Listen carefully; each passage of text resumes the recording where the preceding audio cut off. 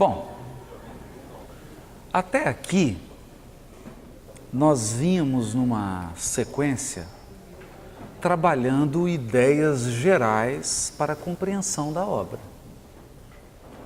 Agora, nós vamos ter que começar a fazer um trabalho de mergulho em profundidade. E como eu falei, cada parágrafo de uma obra de Emmanuel é um galão de suco concentrado que você tem que dissolver em vários galões de água. Porque Emmanuel tem uma capacidade de síntese espantosa. Ele condensa o conhecimento, né? Então vamos lá. Agora, inclusive, vou precisar de uma colinha aqui. O primeiro capítulo é o capítulo que fala sobre a gênese planetária. Vou pegar um texto aqui que eu vou precisar dele. E nesse capítulo Gênese planetária, Emmanuel inicia falando sobre as tradições do mundo espiritual. Se eu pego aqui. Isso, aqui, achei.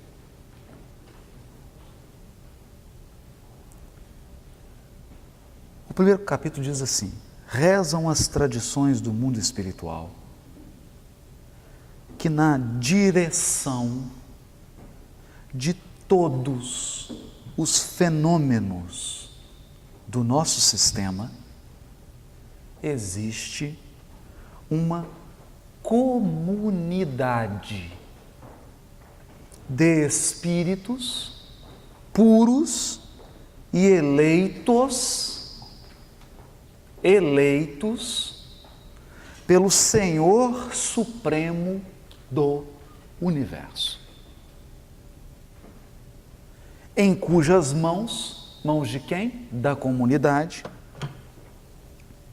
se conservam, olha o verbo que ele utilizou, se conservam, ou seja, não sai da mão deles, as rédeas diretoras da vida de todas as coletividades planetárias.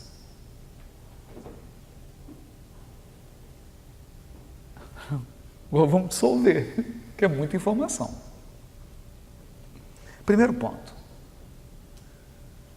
coletividades planetárias. Então não é só da Terra. De todos os orbes do sistema solar. Porque ele fala do nosso sistema.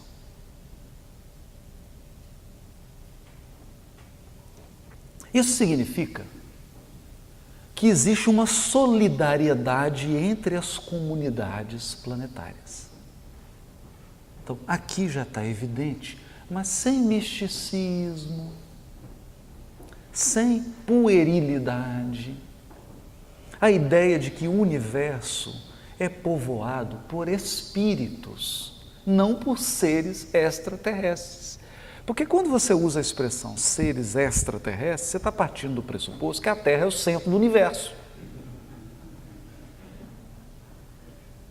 Então quem não está na Terra é extra. Aí vem um de lá e fala assim, não, eles são extra-marcianos, extra-jupiterianos. Não, nós temos espíritos. Espíritos que habitam em todos os mundos do universo. São os mesmos espíritos. Cai por terra todas as fantasias. Mas aqui é interessante. Só há um Senhor Supremo no universo. É Deus. Supremo. Ele é a inteligência suprema. Não há nenhum ser mais inteligente que Deus. E Ele é o amor supremo. Não há no universo alguém que ame mais que Deus, nem tua mãe. Deus te ama infinitamente mais do que a tua mãezinha.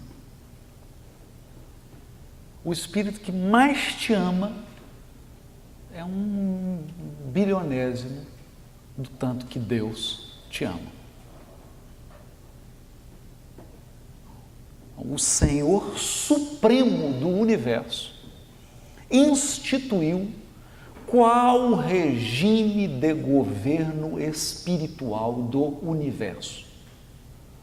É o regime das falanges ou das comunidades. O sistema solar é dirigido por uma comunidade de espíritos. Gente, isso é maravilhoso. Significa, nós vamos ter que aprender a trabalhar em equipe. E ponto final. Sabe por quê? Você vai trabalhar em equipe pela eternidade. Daqui para sempre nós vamos trabalhar em equipe.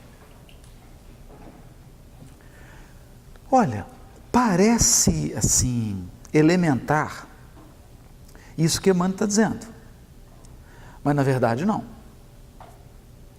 Eu estou procurando um outro texto aqui. Na verdade, o que Emmanuel está nos dizendo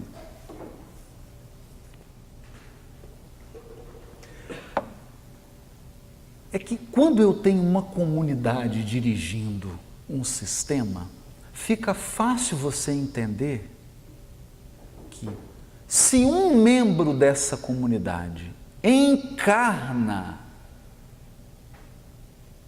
o que só se dá em circunstâncias muito especiais, quem fica substituindo?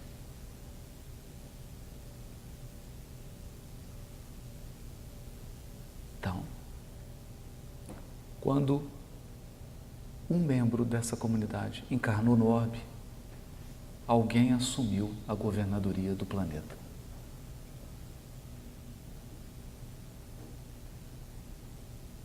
Não é lógico?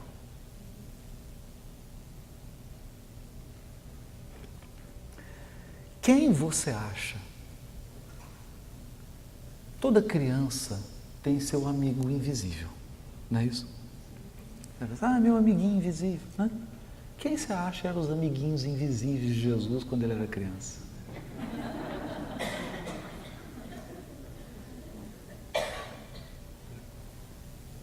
Quem você acha que era a companhia espiritual de Jesus? Os amigos dele, os cristos do sistema solar.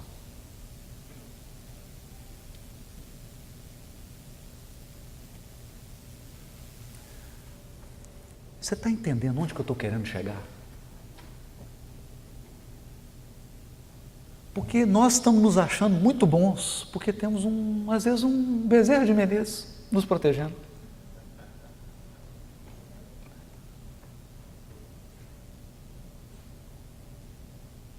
E Jesus, quando andava, tinha dezenas de Cristos em torno dele.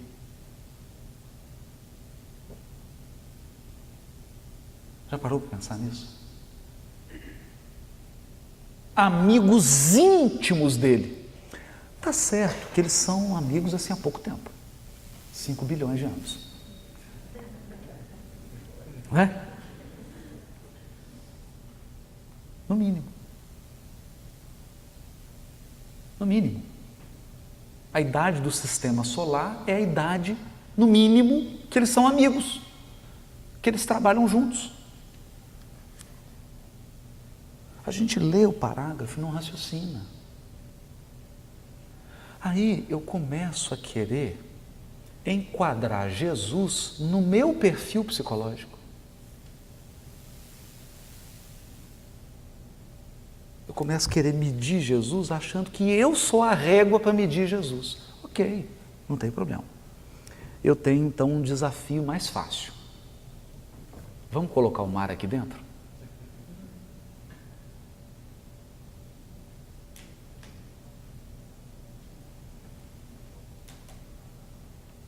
Bom, Emmanuel já começa.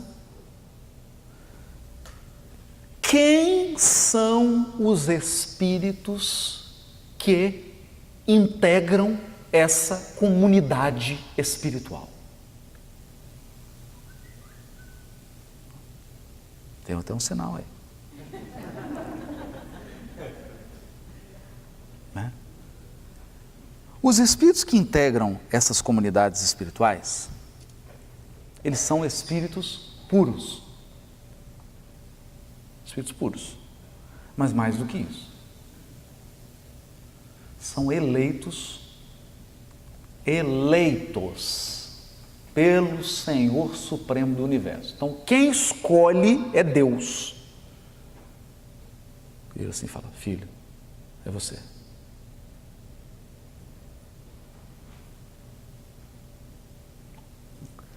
Se você for na Revista Espírita, de 1868, mês de fevereiro, você vai encontrar duas comunicações, uma do espírito Lamennais e outra do espírito São Luís, em que eles vão explicar o que é um Cristo. Então vamos lá, nós vamos precisar só retomar alguma coisa. Livro dos Espíritos, Kardec trabalha a escala espírita. Todo o conhecimento construído por Kardec foi um conhecimento experimental. Então ele chegou, viu uma mesa dançando. E ele falou: não é comum mesa dançar, mas tanta coisa acontece em função do magnetismo e da eletricidade, não é mesmo? Cai um raio, as coisas levantam, né? A mesa dançar. Pode ser algum efeito de uma causa elétrica ou magnética. Olha como é que o Kardec é um homem lúcido.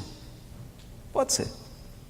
Só que aí a mesa, além de dançar, começou a responder perguntas. Ele falou assim: aí não tem jeito. Mesa dançar, eu não vi não, mas é até possível. Agora, mesa responder pergunta já é demais. Então descobriu que por trás da mesa girante havia uma inteligência, ou várias. E o que fez ele? Qualquer um de nós faria, sabe o quê? Colocar um rótulo. Porque a coisa que a gente mais adora é dar nome para aquilo que a gente não sabe. Não dá nome. Dá um nome. Não é assim? Ou, por exemplo, a Xuxa viu lá uma entidade, então já colocou o nome, duende. Sabe? As pessoas dão nome, elas não sabem o que é, põe nome. Kardec não deu nome. O que ele fez? Perguntou: você é quem? Está na história do Espiritismo. A mesa respondeu: eu sou um espírito. Um espírito. Você já viveu na Terra? Já? Várias vezes. Então, você é como eu. Sim, isso é uma diferença. Qual? Você, por enquanto, tem corpo. Por enquanto. Por enquanto. Ele começa a fazer indagações. Só que Kardec perguntou. O que o Kardec percebeu? Ele elaborou milhares de perguntas. E ele percebeu que havia um desnível na resposta.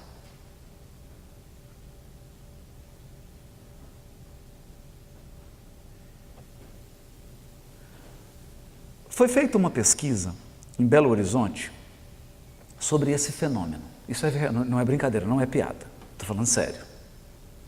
Um repórter, eles queriam pesquisar sobre o efeito quando você tem uma câmera, um microfone, quando você aborda uma pessoa com esse aparato, como é que as pessoas se transformam.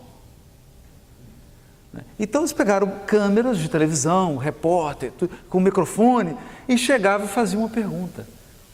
Porque a ideia era o seguinte: as pessoas sempre respondem, mesmo quando elas não sabem. Mas elas sempre respondem. E a pergunta era assim, elaboraram uma pergunta que beira o absurdo. Porque a ideia era essa, de que o fato de estar de frente de uma câmera, com um microfone naquele aparato, a pessoa perde o senso do ridículo e do absurdo e entra no jogo. Então, essa era a pesquisa. Então, chegaram para a pessoa e falaram assim, ó, você sabe que acaba de ser aprovado pela Assembleia Legislativa de Minas Gerais uma lei que vai cobrar pela quantidade de ar respirado em Belo Horizonte? E a cota depende do tamanho do nariz. Quem tem um nariz maior vai pagar mais, quem tem um nariz menor vai pagar menos. Essa era a pergunta. O que você acha? Você fala, isso é um absurdo. E a pessoa respondia, mas isso é um absurdo. Estão querendo nos extorquir mesmo. O outro respondeu assim, mas eu tenho culpa de ter nascido com o nariz desse tamanho? E agora... E as pessoas respondiam. Isso aconteceu com Kardec.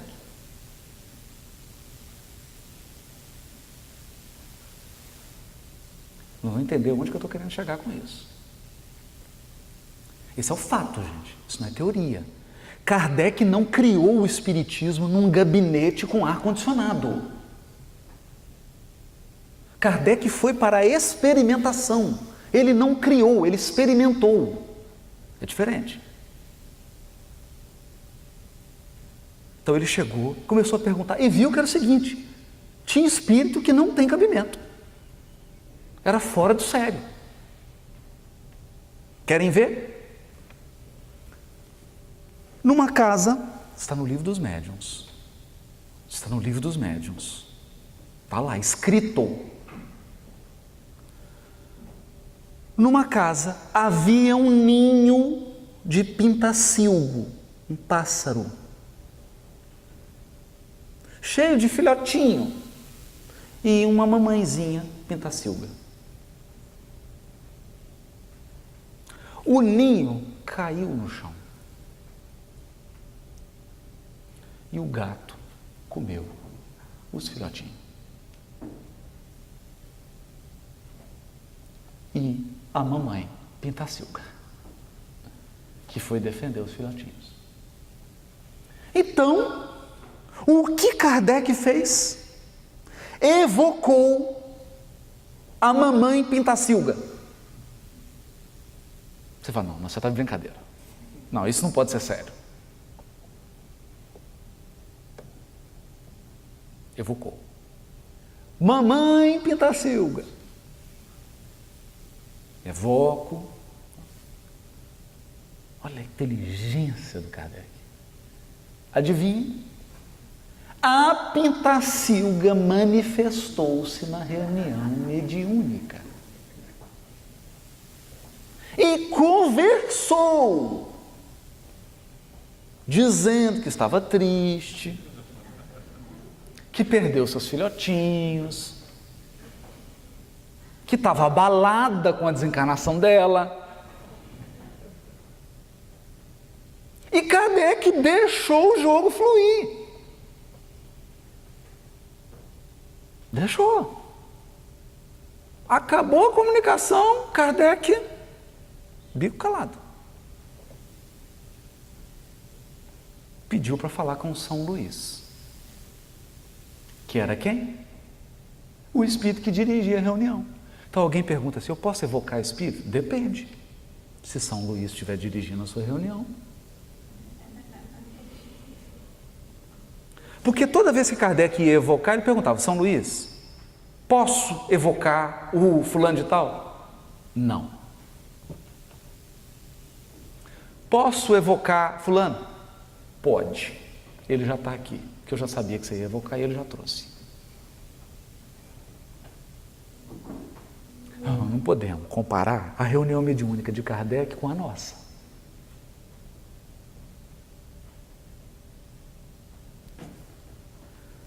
Kardec perguntou: São Luís, isso é alguma brincadeira? É alguma brincadeira? Por que que a mamãe Pintacilga respondeu?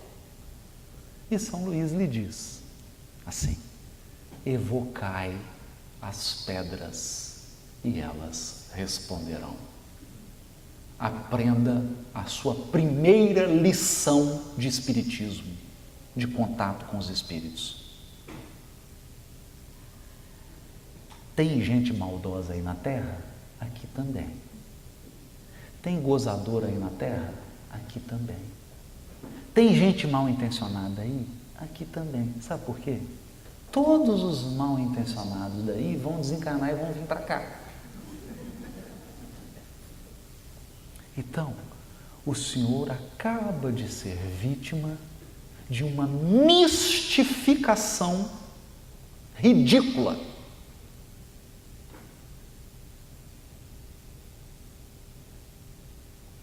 E Kardec então falou: meu Deus,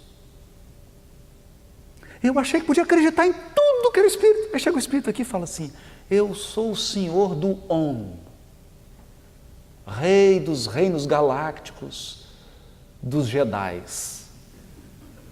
Aí a pessoa forma uma seita para cultuar os Jedis. Acontece. Acontece. Aí o Kardec falou: entendi. Os espíritos não estão no mesmo nível intelectual e moral. Não estão.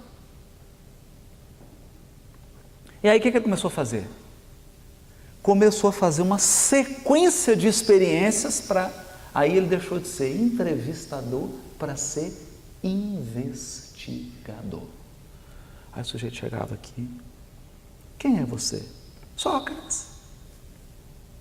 Ah, você é o Sócrates? Ah. O filósofo ou o jogador de futebol? Filósofo. Ah, você é o filósofo? Ah, ok. Você poderia escrever para a gente 5 frases em grego? Não, não sei mais grego. Ah, você não sabe mais. E aí o que ele montou? Com a ajuda de São Luís, dos espíritos superiores que dirigiam o trabalho, ele montou um modelo que é a chamada escala espírita. Espírita não no sentido do espiritismo. Espírita no sentido de mundo espiritual. A escala do mundo espiritual. Ou seja, padrões evolutivos. Os espíritos estão em degraus evolutivos. E ele fez as ordens, 5 ordens. Então, você tem um espírito que é o pseudo-sábio. Ele chega todo pomposo, geralmente a palavra complicada, embolada, e ele fala de tudo, você espreme, cai 2 gotas. Mas tem o espírito zombeteiro. O espírito zombeteiro é o seguinte: ele te fala uma meia verdade. Metade está certo, metade está errado. Como a pessoa é ingênua, ela olha só a metade verdadeira e engole a outra metade falsa.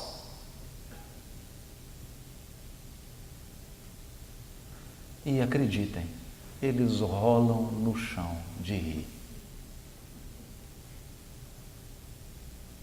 Rolam no chão. No Brasil tinha um grupo. A pessoa foi visitar, chegou lá no grupo. O professor: nossa, vamos mostrar o nosso trabalho espiritual aqui. Levou a pessoa no quintal, que é os grupos de interior, né? Chegou ao quintal, devia ter umas 50 gaiolas. Algumas fechadas, outras abertas. A pessoa falou: meu Deus, será que esse pessoal está traficando passarinho para sustentar a casa espírita? Vai ser todo mundo preso, vai ser um escândalo. A pessoa ficou aflita. Aí conversou com o presidente da casa. Mas isso aí é o quê? Não, isso é nosso trabalho de desobsessão. As gaiolas que são fechadas são os espíritos que estão na triagem. para ser tratado na desobsessão. E porque as portinhas estão abertas, são os espíritos que já passaram essa triagem. Já foram tratados.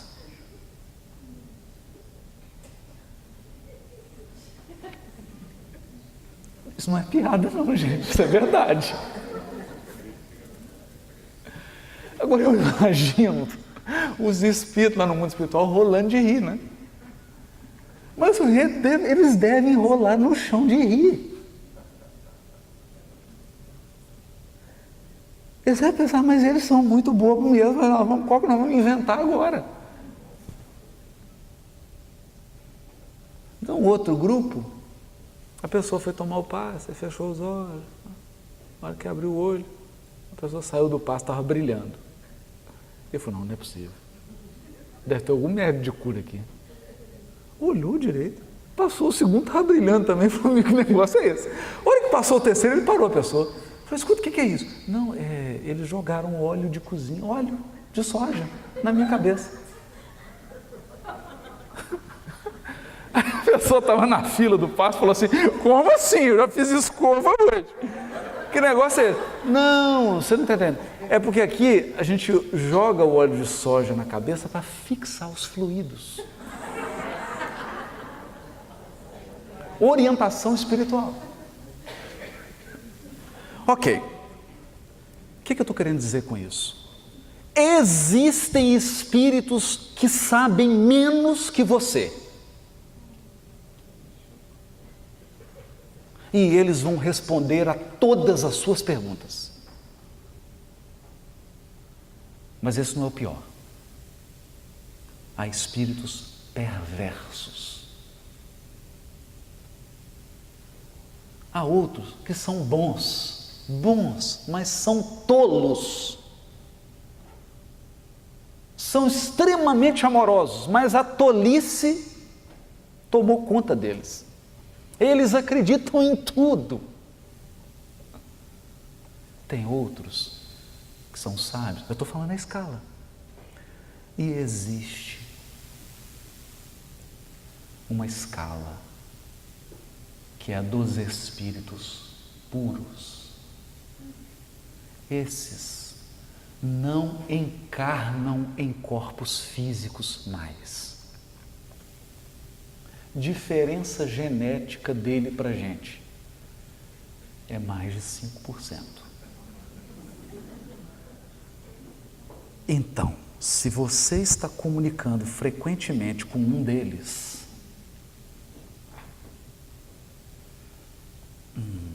tem um problema. Tem um pequeno problema. Porque, como eles são puros, eles são extremamente amorosos e eles não fazem experiências com seres inferiores.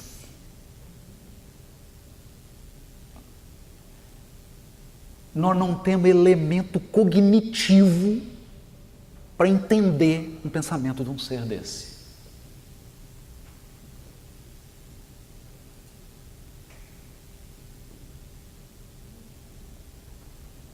Não temos. Então, eu vou dar um exemplo. Está lá no mundo espiritual, o livro Voltei. Irmão Frederico Figner, irmão Jacó, Bezerra de Menezes, estão lá todos. De repente, eles veem uma estrela caindo assim. Será que é uma estrela? Será que é um cometa? Será que a estrela toca no chão?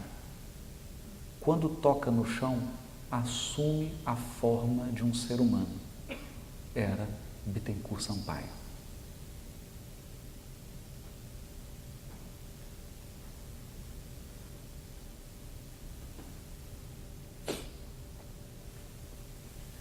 Me responde uma coisa, Júlio, me ajuda. Como é que nós vamos estabelecer uma conversa com o espírito? Conversa não no sentido dele conversar sobre um problema meu, porque isso ele vai fazer com o maior carinho, com o maior amor. Esse não é o problema. Eles são extremamente amorosos. O problema é eu querer entender a esfera dele. Aí eu chego assim, Doutor Bittencourt, eu queria entender assim, onde o senhor mora. O senhor tem boca? Não. O senhor tem ouvido, orelha? Não. O senhor tem olhos? Não. O senhor tem mãos? Não. Doutor Bittencourt, eu não estou entendendo. O senhor não tem a forma humana? Não mais. Meu Deus do céu. Doutor Bittencourt, o senhor enxerga como? Eu todo enxergo. Em 360 graus. Eu enxergo atrás, na frente, em cima, embaixo. Gente, isso está no Livro dos Espíritos. Não está lá? Está lá no Livro dos Espíritos. Doutor Bittencourt, o senhor consegue fazer 2 cursos ao mesmo tempo? O senhor consegue ir lá no seminário que nós estamos fazendo em Nova York e num outro seminário que está no mundo espiritual? Fala, consigo. Eu tenho a bicorporeidade, eu posso estar em mais de um lugar ao mesmo tempo. Então, como o meu tempo é muito apertado, eu faço aula de música, de pintura e de literatura no mesmo horário.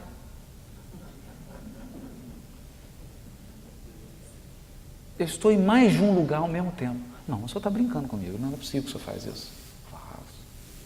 Faço isso. Você vai entender o cotidiano desse espírito? Não vai. Não vai entender. Alguns espíritos puros que dirigiram a codificação disseram assim para Kardec: escuta, se eu for te explicar onde eu vivo, é como explicar para um cego de nascença a luz.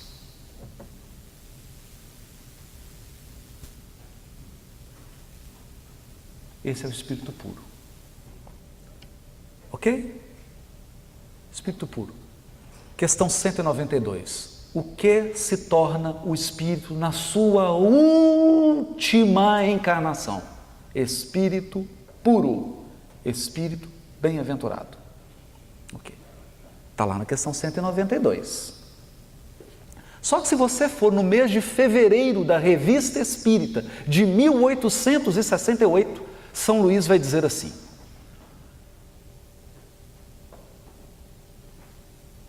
chegado ao nível de espírito puro, começa uma nova escala. Ai meu Deus, eu achei que eu ia aposentar. Eu achei que, pela nova regra previdenciária cósmica, eu achei que ia chegar a espírito puro e ia estabilizar. Não, começa uma nova escala. Nos últimos degraus dessa escala estão os Cristos.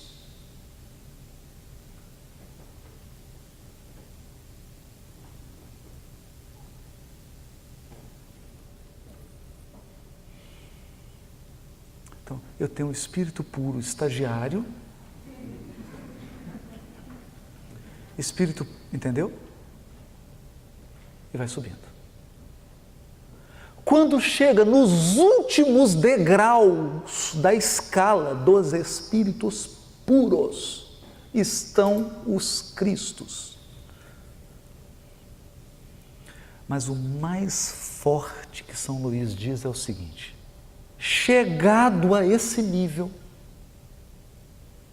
não estão mais sujeitos a errar, nem mesmo quando encarnados.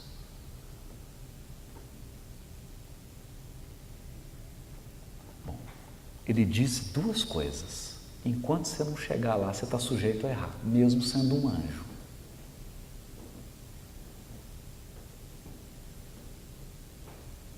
Vide Alcione no livro Renúncia. O benfeitor fala: você vai para a terra? Meu Deus do céu, não faz isso não. Você tem certeza que você vai, Alcione? Você vai sair daqui, você já está em Sírios. Então, já é um espírito puro, você não precisa nem encarnar mais. Você tem certeza que você vai voltar? É tão perigoso. Muitos saem daqui em missões arriscadas como a sua e não voltam.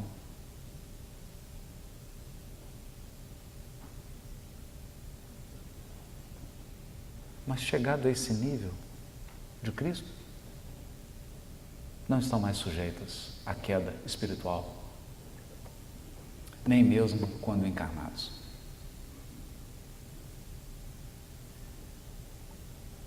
Bom, só que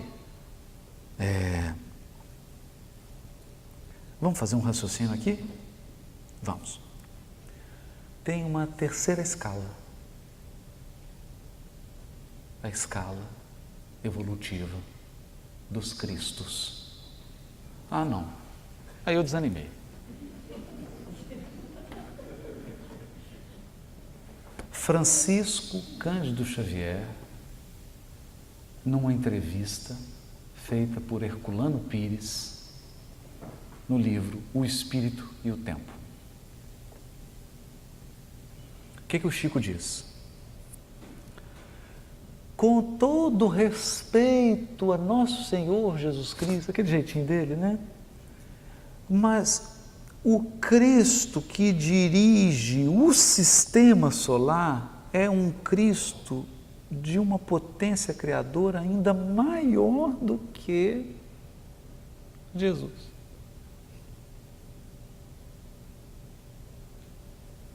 Então você tem um Cristo que é o governador de um planeta,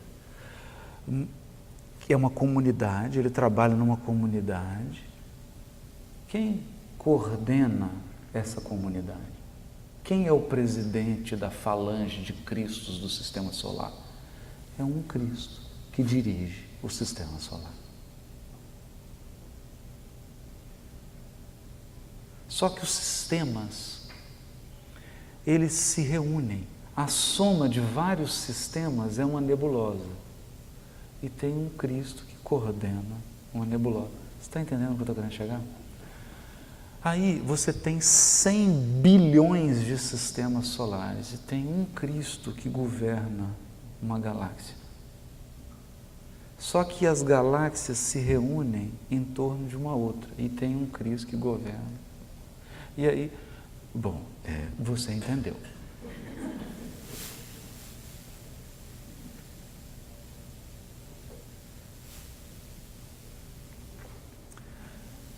Ponto importante, nós estamos falando de conhecimentos supra-humanos, então os espíritos evitam de falar nesse assunto. Sabe por quê? Porque isso não vai fazer diferença nenhuma para você. Nenhuma. Não vai. O que você tem que preocupar agora é o seguinte, é com a sua sogra, com o seu sogro, com a esposa, com o marido, com seus filhos, com o seu trabalho, com a sua atividade espírita. Você não precisa preocupar com a comunidade dos Cristos da Via Láctea. Fica tranquilo. Eles não precisam que você se preocupe com eles. Pode dormir tranquilo. Vá para casa, deite. A galáxia não vai parar de funcionar por causa de você. Acredite em mim, eles dão conta do trabalho. Então, perceberam a dimensão disso? Mas não é lógico? É lógico, gente. É claro que é lógico. O Espírito, que tem uma mensagem junto com Galileu, nossa, me deu um branco agora, esqueci o nome dele. Eu vou lembrar dele. Escreveu um artigo sobre essa questão disso que eu estou falando, que todos planetas giram em torno do Sol, os sóis giram em torno de um outro centro, esse centro, sempre um conjunto está girando em torno de um centro. Isso foi capa da primeira página da revista Nature de janeiro do ano passado. Um jovem, aqui dos Estados Unidos, descobriu que o nosso sistema solar está girando em direção a um centro, a uma constelação com vários outros sistemas. Isso foi publicado em janeiro da Nature de 2013. Primeira capa. A constelação que ele falou lá é a constelação que está no livro Obreiros da Vida Eterna, de André Luiz. E eu estou precisando muito de uma cópia desse artigo, não consegui comprar nele, em lugar nenhum lá no Brasil. Pedi, quem puder me ajudar, 2013, janeiro de 2013. Está lá. É lógico, isso é uma lei universal. O que Emmanuel está dizendo é, rezam as tradições, por quê? Porque Emmanuel não tem acesso à esfera dos Cristos, acesso direto, ele não tem.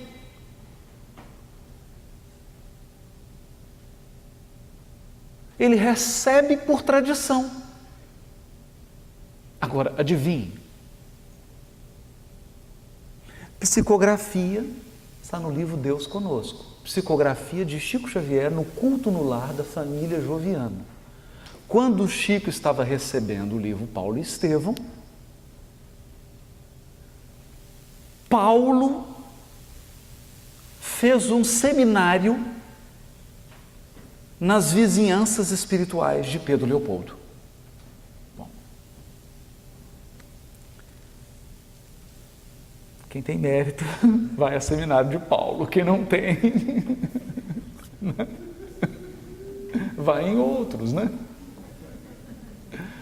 E o Neio Lúcio estava muito feliz, ele vem dar uma mensagem que estava transbordando de felicidade, porque ele foi um dos espíritos escolhidos para participar de um seminário que seria proferido nas circunvizinhanças espirituais de Pedro Leopoldo pelo espírito de Paulo.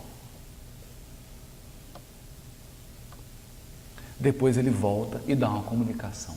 Eu vi o convertido de Damasco, não muito de perto, mas já deu para perceber. A sua grandeza espiritual é impressionante. Chico Xavier recebendo um romance Paulo Estevão por Emmanuel, Emmanuel vai fazer um seminário em Pedro Leopoldo? E Emmanuel dá uma mensagem dizendo que o espírito protetor dele é Paulo? Está no 30 anos com Chico Xavier, do Clóvis Tavares, psicografia do Chico. Quer dizer que o Emmanuel é íntimo do Paulo, e o Paulo é íntimo. Deu para entender? Rezam as tradições do mundo espiritual? Deu para entender?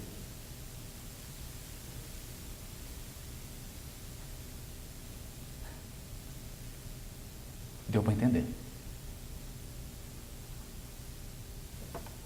Paulo é protetor de Emmanuel. Ele é o anjo guardião de Emmanuel. Dá para acreditar? Não só de Emmanuel, porque na mensagem ele diz o seguinte, está no 30 anos com Chico Xavier, do Clóvis Tavares. Ele diz assim: a missão de Paulo hoje, no mundo espiritual, é resgatar as grandes inteligências afastadas do Cristo.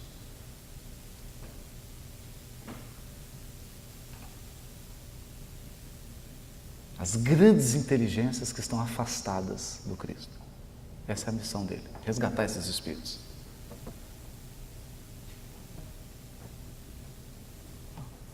Emmanuel era uma dessas inteligências, né? Bom, então as tradições espirituais vêm por essas equipes,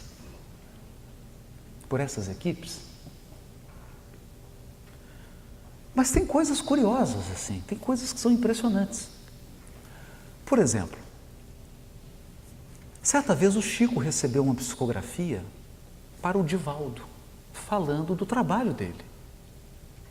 Trabalho que não precisa nem dizer aqui da importância, né? Do trabalho espiritual que tem, da divulgação da doutrina. Quem mandou a mensagem? Francisco de Assis.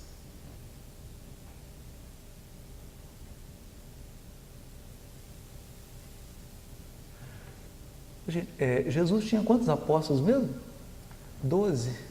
Bom, Francisco de Assis mandando mensagem, Paulo fazendo seminário em Pedro Leopoldo. Eu não vou falar mais nada. Já deu para perceber onde nós estamos chegando?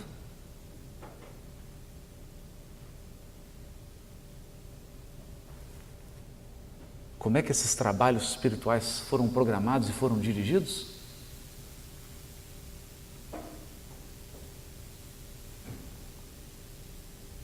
Humberto de Campos, no livro Crônicas de Além Túmulo, vai fazer uma visita a Jerusalém, chega lá e encontra quem? Judas.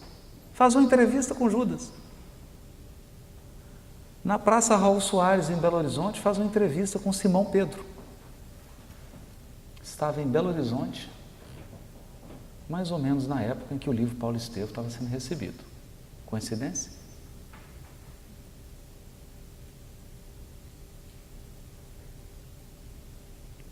Nós temos que pensar nessas coisas. Porque são aquilo que a gente falou das comunidades espirituais. A ideia está aqui. A ideia está no livro. Eu vou pegar aqui agora para a gente ter uma...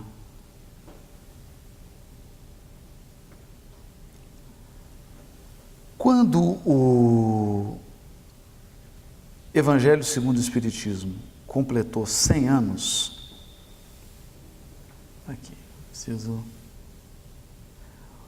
O Chico recebeu um livro em homenagem a esses 100 anos do Evangelho segundo o Espiritismo. Esse livro é O Espírito de Verdade. O curioso do livro O Espírito de Verdade é que há uma mensagem no prefácio da obra que ela é assinada por Bezerra de Menezes, André Luiz, Caibá Schutel, Eurípides Bassanufo, Hilário Silva, Anália Franco, Meimei, Emmanuel e outros.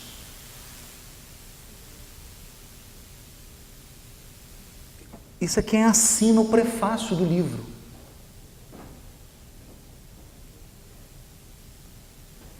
Isso está te soando comunidades espirituais? Falanges espirituais? Bezerra, Emmanuel, André Luiz, Veríus Bassanufo, Meimei, etc. Anália Franco, Hilário Silva e outros. E outros, que eles não quiserem nem citar.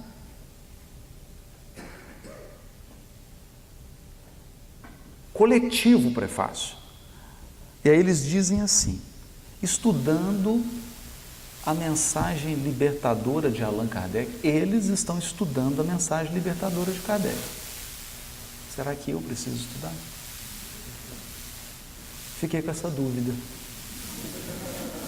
Estudando a mensagem libertadora de Allan Kardec no Evangelho segundo o Espiritismo, nós, os companheiros desencarnados, de quantos se encontram ainda em rudes lições na escola física, escrevemos este livro em teu nome.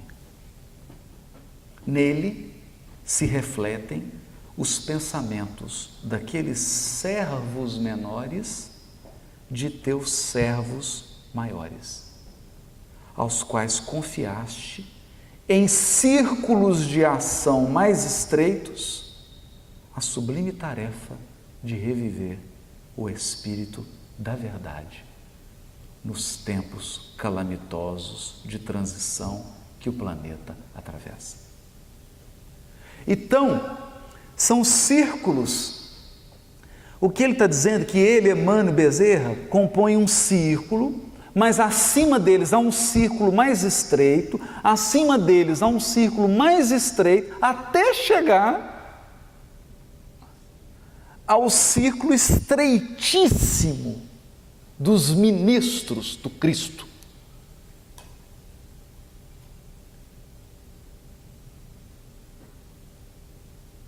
De círculo em círculo. Gente, o que isso quer dizer? É isso que eu digo, que a minha vontade nesse seminário, porque eu estou aqui como um aluno compartilhando o que eu estou aprendendo. É isso. O que a gente percebe aqui? Você tem uma comunidade de Cristos. Abaixo da comunidade tem um círculo de ministros. Abaixo do círculo de ministros tem um outro círculo. E os círculos vão até chegar na gente. Deu para entender agora o conceito de falanges espirituais?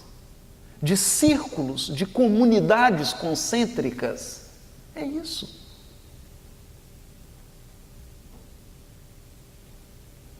Agora, naturalmente, que, da mesma forma que ligado ao governador espiritual do orbe, existem círculos espirituais, existem outros círculos contrários. Esses outros círculos também têm médiums. Eles também desenvolvem atividades. Eles também têm pessoas que encarnam.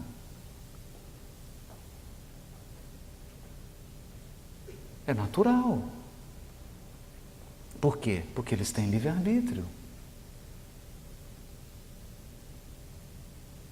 E a tarefa dos círculos que trabalham para o Cristo é uma tarefa que está no livro, libertação.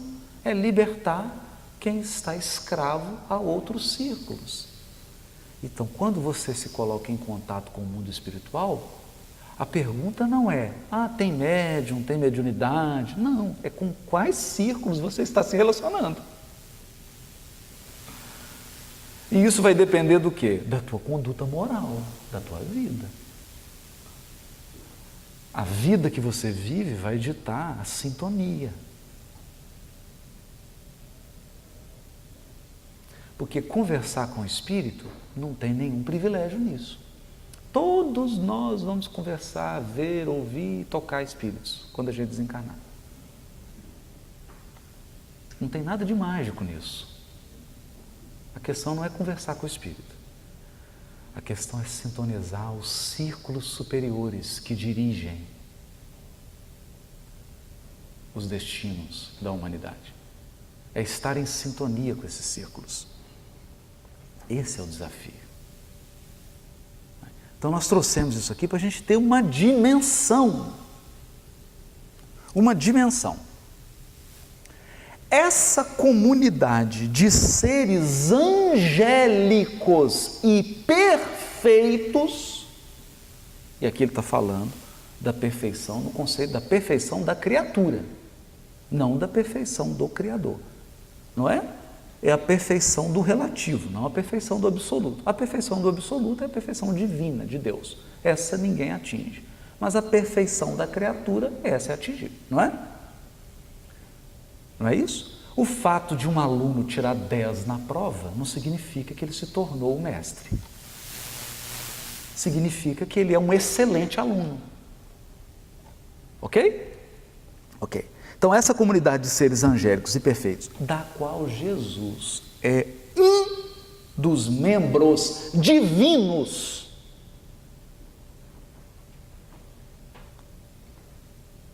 ao que nos foi dado saber, olha a humildade, o que contaram para mim, o que eu sei, porque ao que nos foi dado saber, apenas já se reuniu nas proximidades da Terra para a solução de problemas decisivos da organização e da direção do nosso planeta. Problemas, solução de problemas. Os cristos se reúnem para resolver problema e nós estamos querendo viver sem problema. Doutor Bezerra, tira os problemas da minha vida. Falou, meu filho, eu vou te aposentar da evolução. Porque evolução é ter problema, cada vez maior. Porque nós temos um problema com a nossa família, Jesus tem um problema com o planeta inteiro. Só que eu me desespero com o meu problema familiar, e o Cristo está sereno no leme. Ai meu Deus, problemas decisivos da organização e da direção do nosso planeta, por 2 vezes, no curso dos milênios conhecidos. Milênios conhecidos, porque tem os milênios desconhecidos, que foi antes da Terra ser formada. Você não acha que a história do universo é a história da Terra? Vamos com calma. Você não acha que a história do universo é a história do Big Bang. O Big Bang tem 15 bilhões de anos. O universo tem eternidade, né?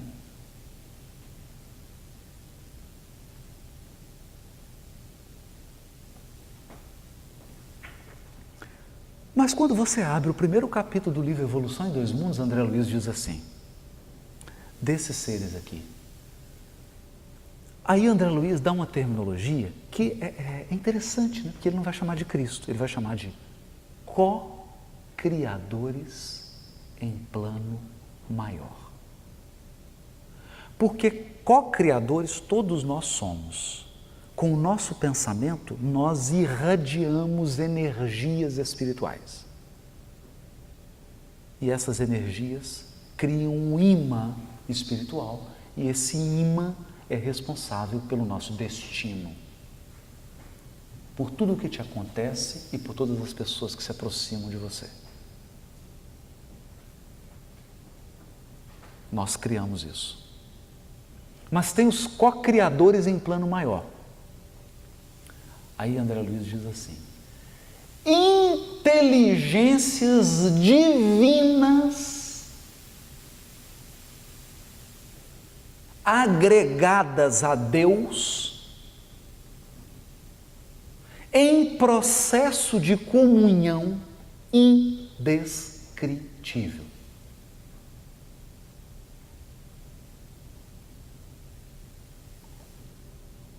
O que André Luiz está dizendo? Faça a pergunta para ele direta, ele vai responder. André Luiz, como é o relacionamento de Jesus com Deus? Resposta, não sei.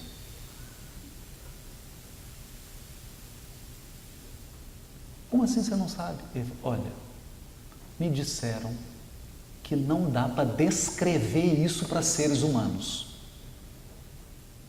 É como você explicar a Quinta Sinfonia de Beethoven para um chimpanzé.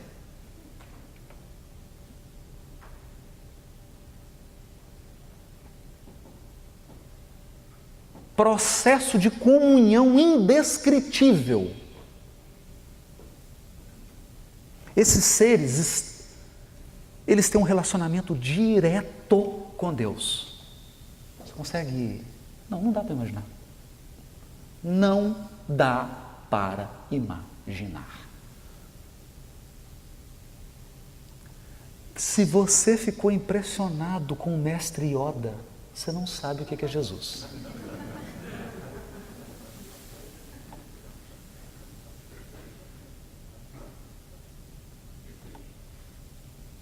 Por quê?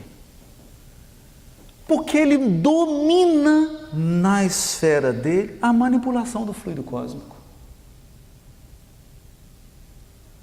Chegava um leproso sem orelha, não precisa ir longe. Simão tira a espada, corta a orelha do soldado Malco. Ele pega a orelha cortada, coloca no lugar e recompõe a orelha.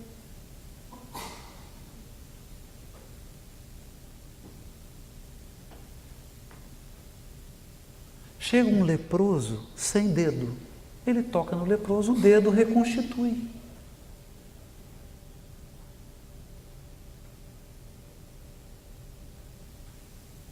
E aí? Como é que você vai descrever a ação de um ser desse? Você acha que consegue? Então, fácil. Eu vou pedir para o Tiago trazer agora 5 pães, você vai multiplicar para mim. Se você sabe, faça. Quem sabe, faz ao vivo. Multiplica. Isso é um Cristo. Mas isso não é mais impressionante. Sabe o que é mais impressionante? É prenderem ele e ele não ter feito nada. Isso é um milagre.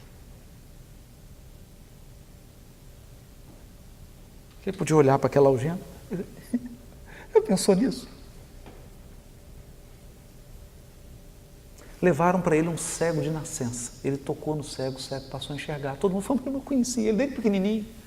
Conheço esse menino desde pequenininho, ele é cego, está enxergando. Colocaram uma algemazinha nele, ele não conseguia tirar aquela corrente. Não conseguia. Não fez nada. Crucificaram ele, não fez nada.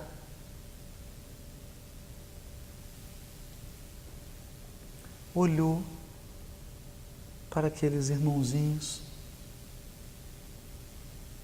geneticamente 50%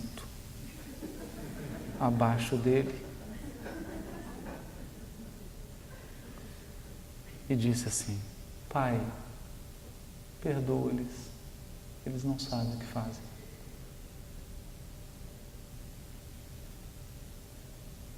Deu para entender agora? É isso. É isso, gente.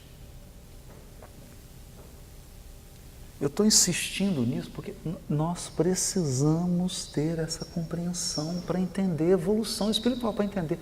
Bittencourt Sampaio deu uma mensagem, foi inclusive capa de Reformador, né?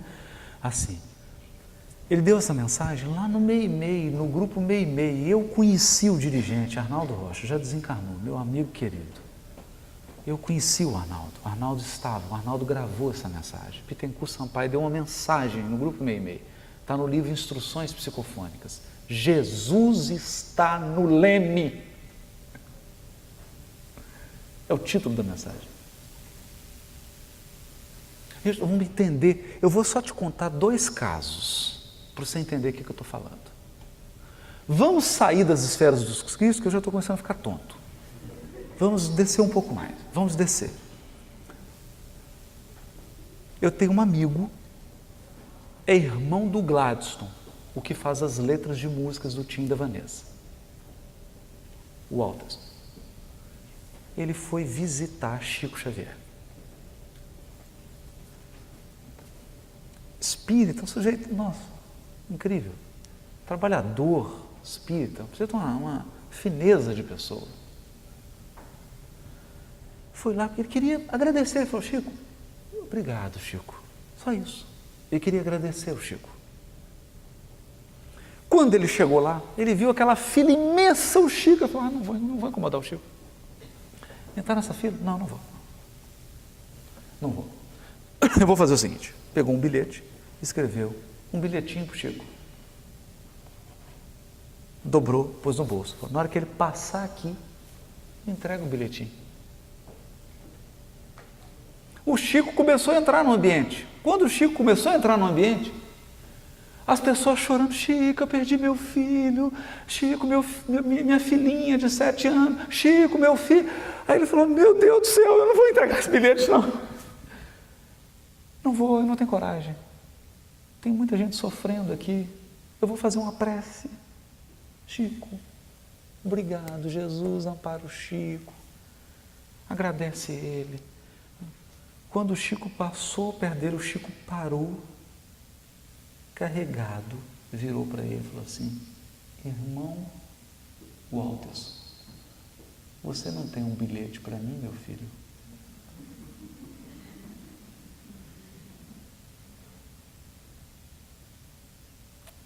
Esse é o Chico.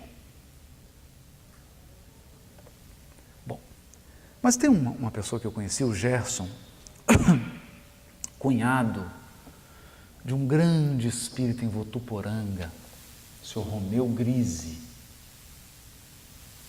O pai do Sr. Romeu Grise, a mãe dele era a mãe do Sr. Romeu, né? Era uma grande médium, amiga do Chico. E o pai era meio durão, aquele italianão assim mais bruto, né? E não apoiava, mas depois ele acabou se tornando espírita e trabalhando, e a esposa desencarnou, ele ficou muito desesperado, o Chico consolou, né, o pai, o Grise pai, né? Depois ele desencarnou, escreveu um livro através do Chico, né? E o seu Romeu fundou um grupo em Votuporanga, um grande espírita em São Paulo, chamado Grupo Espírita Emmanuel, de Votuporanga, amicíssimo do Chico, um homem de uma dignidade, um homem de bem. Eu estava com o cunhado dele na casa do Sr. Romeu Grise e eu perguntei: Gerson, assim, vocês conviveram 30 anos com o Chico, né? Então me conta, não quero entrar nessa coisa de ficar incensando, bajulando, idolatrando o Chico, não é isso. Eu queria que você contasse alguns casos, assim, algumas coisas curiosas. Eu falei, nossa, Haroldo, dá para escrever uma enciclopédia. A gente participava de reunião assim, você olhava a garrafa tampada assim, de repente a garrafa enchia de ectoplasma. Mas o caso, Haroldo, que mais me impressionou é que eu saí com o Chico para a tarefa de ir àqueles bairros pobres de Uberaba. E eu vi o Chico pegando um saco de bala, ele enfiou a mão, encheu de bala no bolso direito do terno, enfiou a mão, encheu de bala no bolso esquerdo. E o senhor Romeu falou, será que o Chico vai chupar todas essas balas? E ninguém perguntava nada, né? Saíram. Quando sai, chegam 5 crianças. Chico, Chico. Aí o Chico chama cada criança pelo nome. Pergunta do pai, da mãe, da tia, do avô, da avó, de cada um. E dá a bala para 5. Anda. Daqui a pouco chega mais 10 crianças. O Chico chama cada criança pelo nome. Pergunta da família de cada uma delas, enfia a mão no bolso, dá bala. Segue, vem mais umas 10 crianças. E assim vai. Depois de 1 hora, o Gerson olha para o Chico e ele queria fazer 2 perguntas. Uma, ele não teve coragem. Uma delas é, da onde ele está tirando bala? Porque já acabou. Não tem cabimento. Mas essa ele falou, essa eu não tive coragem de perguntar. Então eu só tive coragem, Haroldo, de fazer uma pergunta para ele. Chico, como você grava o nome de todas essas crianças? E o Chico disse para ele, Gerson, quem ama nunca esquece.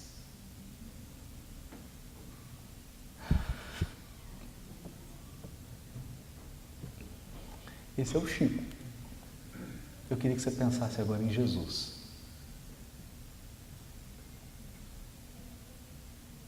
Você consegue imaginar?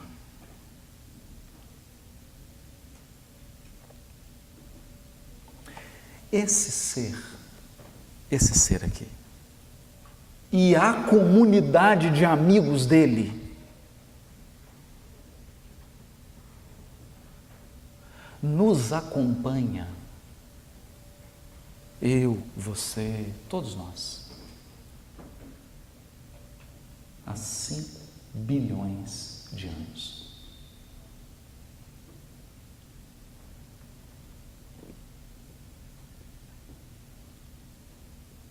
Bom,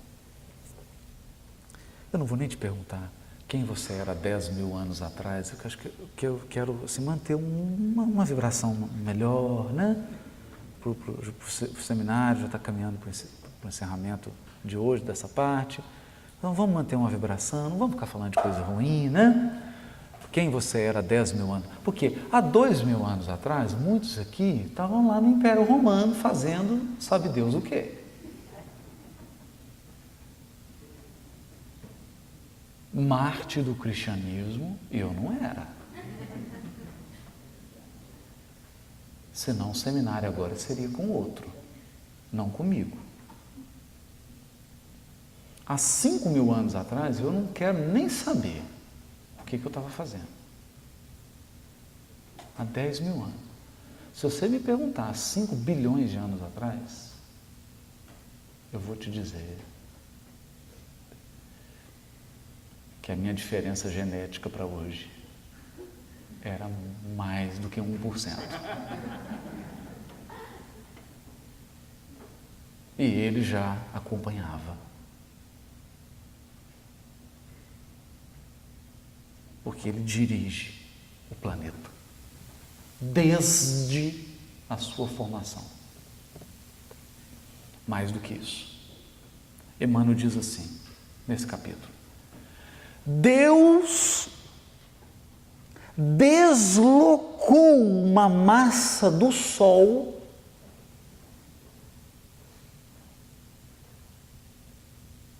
e entregou nas mãos augustas do Cristo para a formação do planeta. Nem Hollywood consegue imaginar um negócio desse.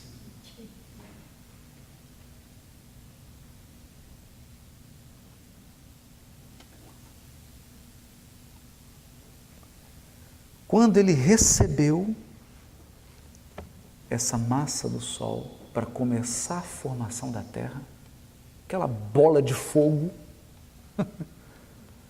e o Neymar achando que está fazendo muito, né? Uma bolinha daquela redondinha, uma bola de fogo daquela. Ele estava com os seus amigos cristos do sistema solar, que se reuniram com ele antes de receber essa bola, para formar a Terra. E uma multidão de assessores angélicos, cada qual na sua área, porque é uma grande empresa.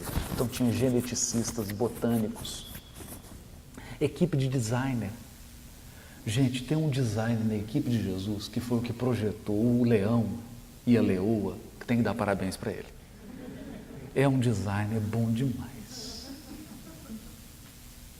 Se você olhar para uma onça pintada, essa pessoa da equipe do Cristo que fez esse esboço é um gênio. Você não acha? A arara. Olha, se o Steve Jobs soubesse dessa equipe, teria contratado todos. Um designer. Porque não tem uma espécie que não tenha sido projetada. A cor, a forma. Depois que eles projetam, eles passam para a equipe dos geneticistas, que vão elaborar os códigos genéticos para a reprodução dessas espécies. E depois tem equipe executora, porque aí sabe o que tem que fazer? Tem que pegar os princípios inteligentes e tem que construir essas espécies. Bem-vindos ao palco da evolução. E você achou que na sua empresa estava fazendo um negócio legal. Você achou que estava fazendo um trabalho maravilhoso na sua equipe. E aqueles que projetaram o corpo do homem da terra, do terreno, do Adão, o terreno, projetaram.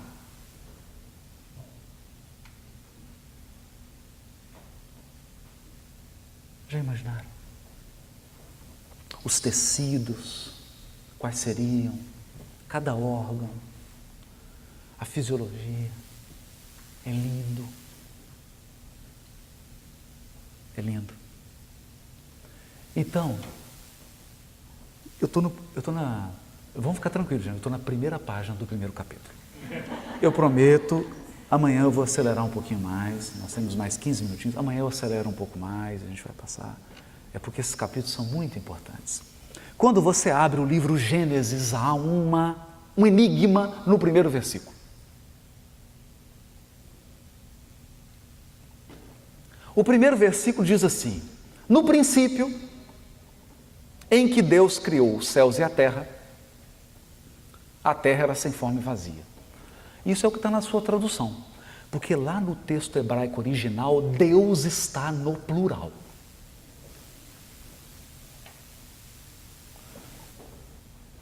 Não existe nenhum Deus só? É. A missão do povo hebreu não é trazer o monoteísmo? É trazer o monoteísmo. É. Então por que Elohim?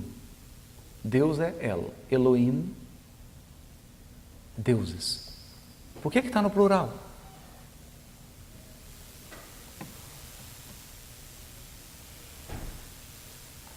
Os sábios hebreus deram uma interpretação. Eles chegaram e falaram assim: não, esse plural, ele é um plural majestático. Hã? Plural majestático?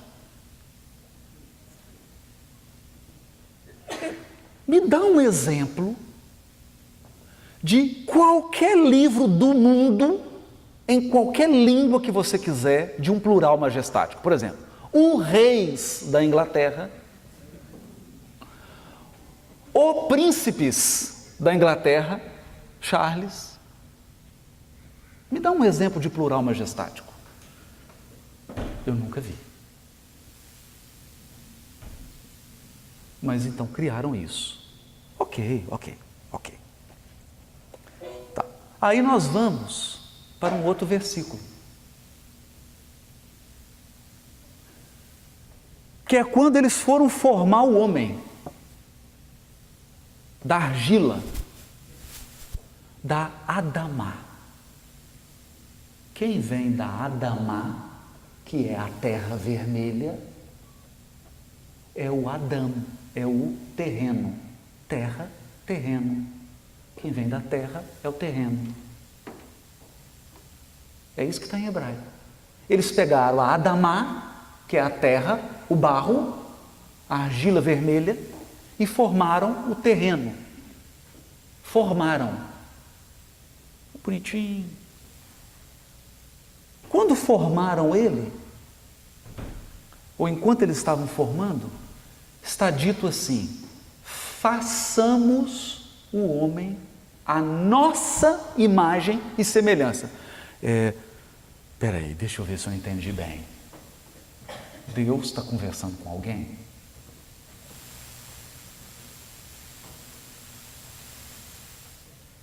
Por favor, alguém me socorra.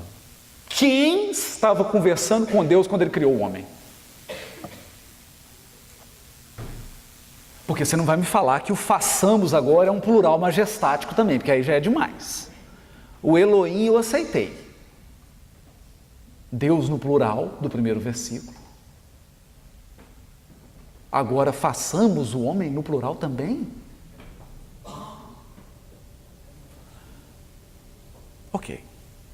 Aí você vai na literatura dos judeus, do povo hebreu. O que eles falam nesse versículo? Sabe o que eles falam? Agora é de chocar.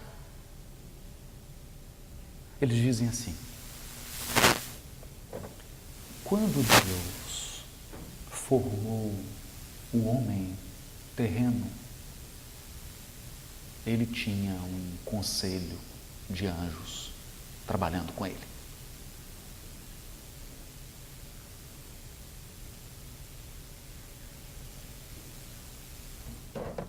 Isso não saiu no New York Times.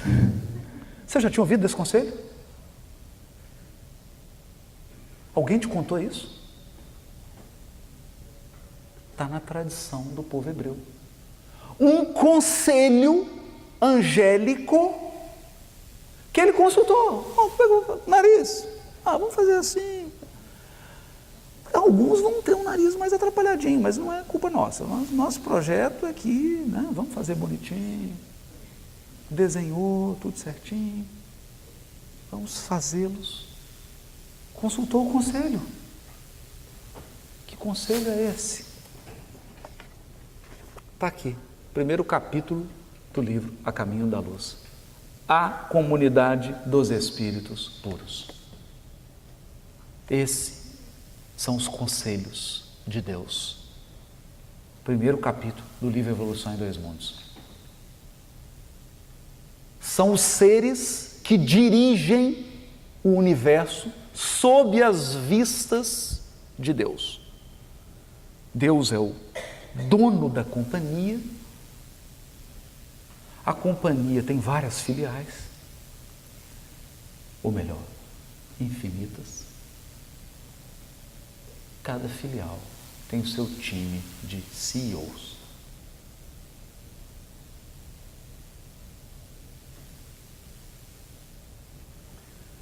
Mas aqui tem um outro detalhe. Um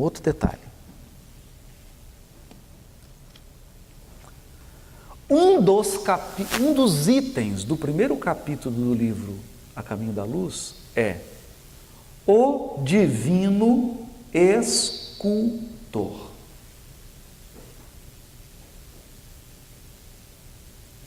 Emmanuel vai chamar Jesus de o divino, porque ele é uma inteligência divina, Porque vocês imaginam, Jesus chegou espírito puro, aí ele começou uma outra escala. O final do degrau da escala é a escala dos Cristos. Não são mais inteligências humanas. A diferença genética é para mais de 50%.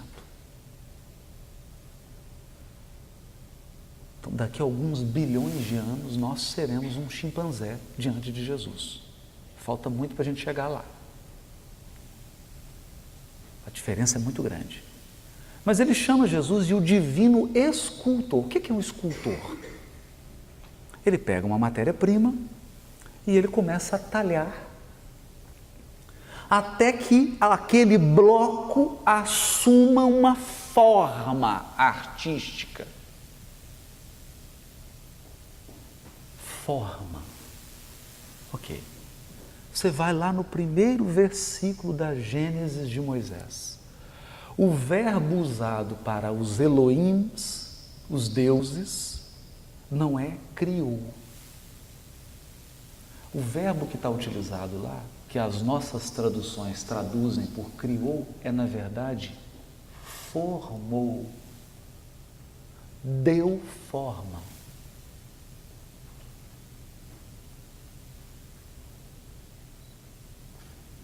Então, o que o primeiro versículo da Gênesis de Moisés está dizendo? No princípio, quando os Elohims deram forma aos céus e à terra,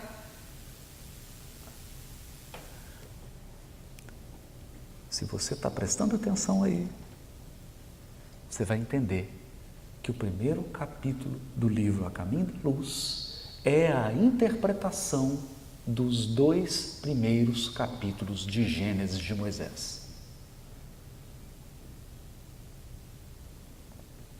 Quem são os Elohims?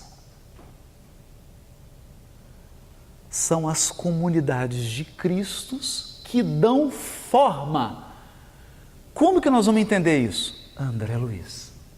André Luiz diz assim: a matéria primordial do universo é o fluido cósmico. Não existe nenhum espírito que cria fluido cósmico. Só Deus cria fluido cósmico. Todos os espíritos operam com essa matéria. E aí, André Luiz usa a palavra mágica. Esculpindo mundos, constelações, galáxias.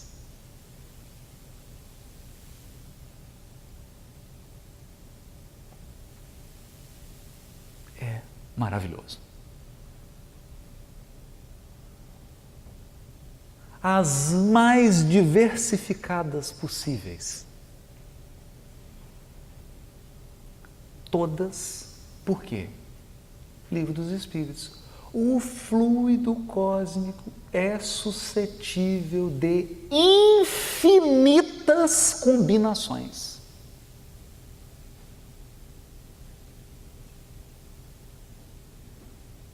Infinitas. Você já pensou um jogo de Lego com infinitas peças?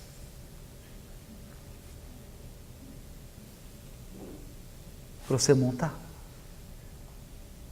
Para a eternidade? Bem-vindo ao universo.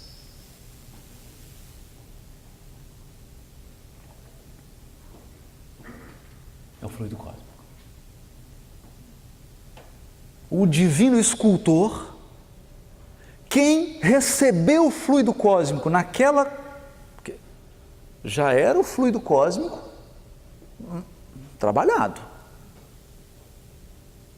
O Cristo recebe e ele esculpiu a forma do planeta. E ele talhou o planeta com as mãos? Não. Com a mente.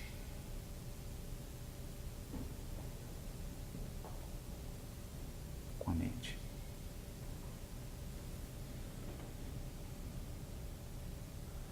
E aí o Chico diz assim para Herculano Pires: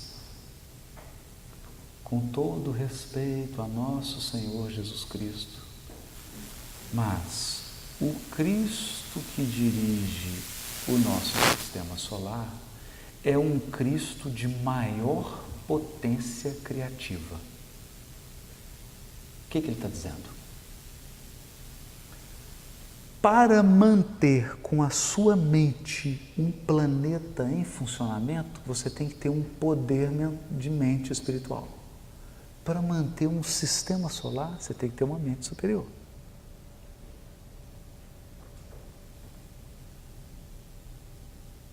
Para manter uma galáxia,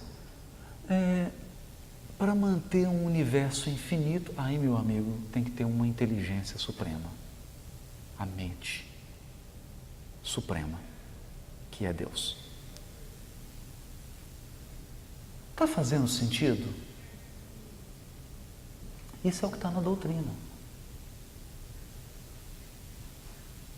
Isso é o que está na doutrina. E Emmanuel vai dizer mais. Ele vai dizer assim: se o Cristo retirar seu pensamento da terra, ela não se sustenta.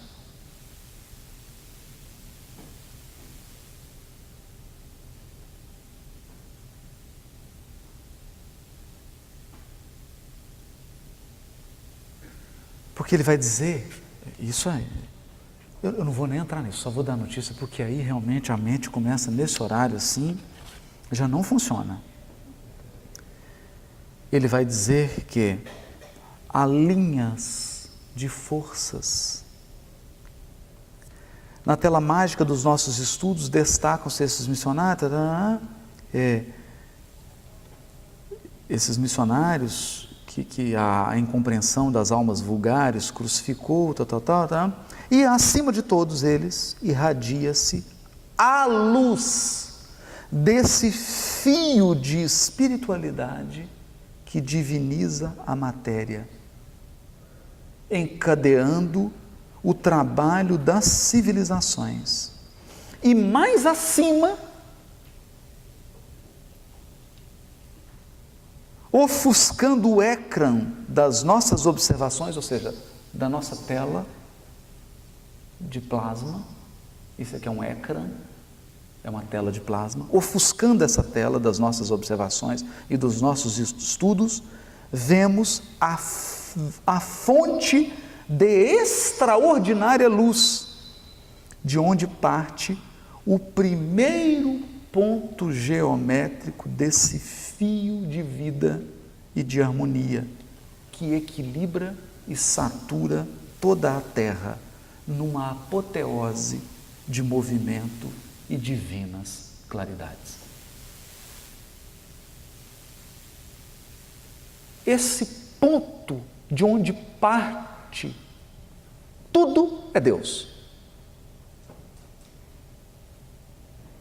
Um desses fios, que é o fio que sustenta a Terra, passa por uma mente. A mente é do Cristo.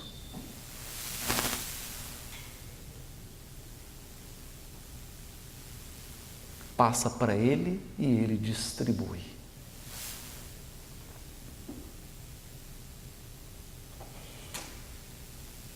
É isso. Bem-vindo a Caminho da Luz.